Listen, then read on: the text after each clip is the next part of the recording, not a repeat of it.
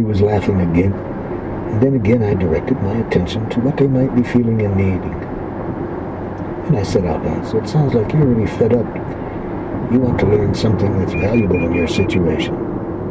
"Yeah," one of them said, "and if you lived in this neighborhood, you know what you're saying is a bunch of crap." And I responded again empathically, "So you need to trust that whatever you're getting from somebody is going to be really relevant. So you want to work with people who have understanding of your situation." The student said, "Damn right. Some of these dudes would blast you away before you got 2 words out of your mouth." And I said,